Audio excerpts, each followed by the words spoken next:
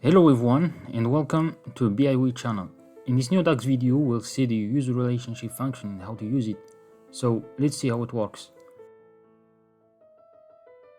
Let's start by defining the function and seeing its syntax. User relationship specifies the relationship to be used in a specific calculation. Its syntax is user relationship column name 1 and column name 2, where column name is primary or foreign key of the relationship. The function returns no value. The function only enables the indicated relationship for the duration of the calculation. Keep in mind that user relationship uses existing relationship in the model, identifying relationships by their ending point columns. So an error is returned if any of the columns named as an argument is not part of a relationship or the arguments belong to different relationships. Let's now see an example. We want to create a measure that calculates the sum of internet sales by shipping date. Let's jump to our model to understand what we want to do. As you see, we have three relations between the date table and the fact internet sales table. But the relation which is active is the one between order date key and date key.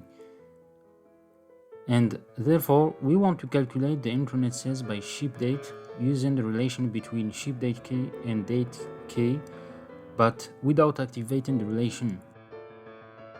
And this is where we will use the function useRelationship. So let's create a measure.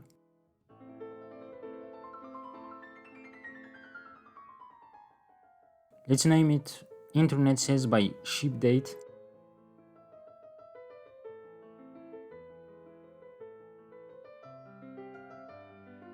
We will use calculate function.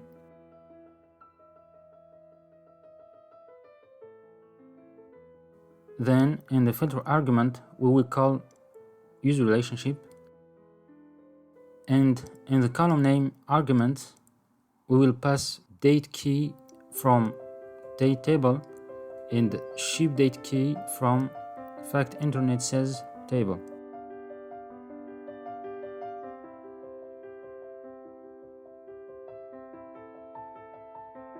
Now let's add the measure to the table and see the result.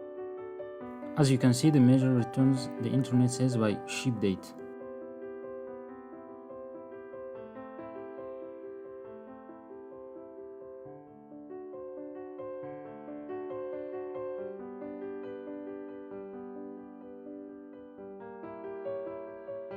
Now I will modify the measure to show you that when we use a column that is not part of a relationship as an argument, the measure will returns an error.